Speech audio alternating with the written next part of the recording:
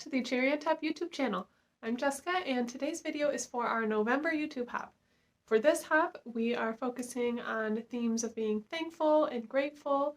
So if you leave a comment on this video, as well as each of our design team members' videos, you will be entered to win a $15 Cherry on Top gift card. The idea for this project started when I was looking around the Cricut design space and found a cut file that I thought would look really cute on a circle wood plaque, and then I could make it into like a wall hanging wreath for my front door. So I first cut out my cut file. I am cutting it on the Vicky Boutin Foundations paper. I wanted a really nice thick mixed media paper because I knew I wanted to paint and ink on it, and to get it cut through I actually ended up cutting it twice. I put it on the watercolor paper setting for 140 pounds and then just cut it twice, and it cut through fine. So after I got it all weeded out, I set it out how it would be on my wood circle, and now I'm starting to paint it. This design has 3 pumpkins, and I'm making the 2 outside pumpkins orange and then my front pumpkin shades in blue. And I'm doing it so every other section of the pumpkin is a lighter or darker color. For this blue pumpkin, I'm using the colors Indian Turquoise and Blue Aviation from Stamperia. When choosing colors for projects like these, I don't just stick with one brand. So right now I'm using Stamperia, but I'll be switching to other paint brands just based on what colors I want to use. I made sure to give all of my pieces 2 coats of paint, and then they were pretty well covered.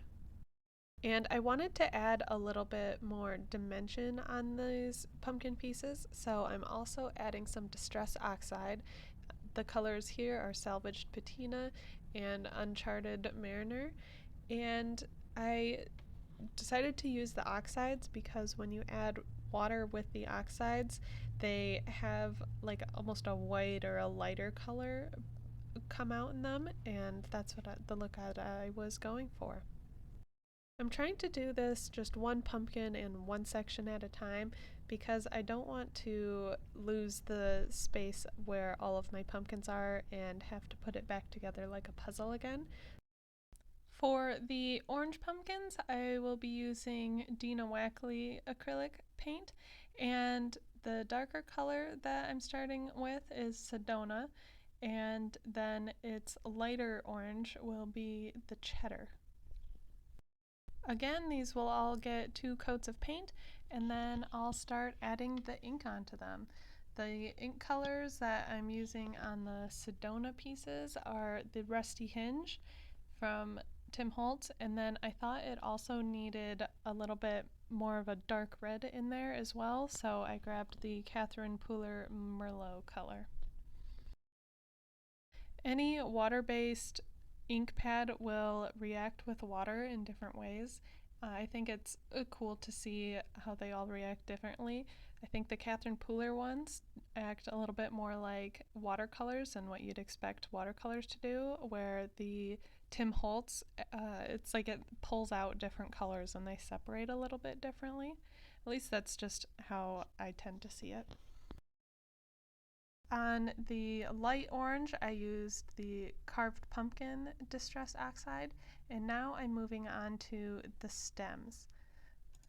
The stem paint that I'm using is Cappuccino from Stamperia, and then the ink pad is Ground Espresso. For the leaves, I'm using a medium green. It's Nature Green, again from Stamperia, and then Rustic Wilderness for the ink pad color. Now that all of my pieces are all painted, it's time to start gluing. You can use your favorite craft glue. I'm using the Nuvo Deluxe Adhesive. It's my go-to for all my paper crafting things, so I figured I might as well use it here as well. I did notice though that this glue turns the wood a little yellow if like you over glue anything, so just be really careful about gluing. Next, I wanted to spray this with some clear finish spray. So this is just some matte clear finish spray that I sprayed over the whole thing so that if a little bit of water or anything got onto it, it wouldn't be a big deal. And I always check my spray, so I sprayed a little spot on the back first because some sprays will yellow the wood. So this one just went on clear though, so we were all good with this spray. Now I'm working on making a bow. I cut 3 pieces, one being a lot longer and then one being a little bit longer. The long piece I am sticking as the back bow, and I turn them all into loops and then am stacking them on top of each other.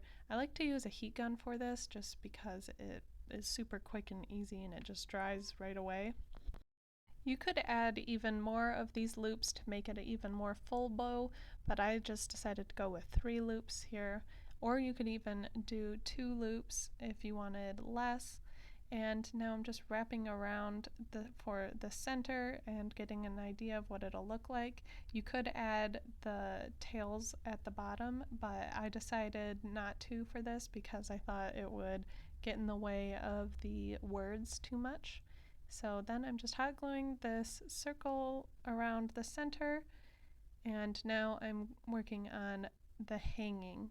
So I'm just hot gluing these on, and actually it does hold up pretty well, but you could also staple it in if you have like an industrial stapler, or nail it in, but the hot gluing worked pretty well for me. I was also able to see if it was at the right hanging length while the glue was still hot enough to move, so I was able to reposition it to a little bit lower and wider, which I thought would look a little better.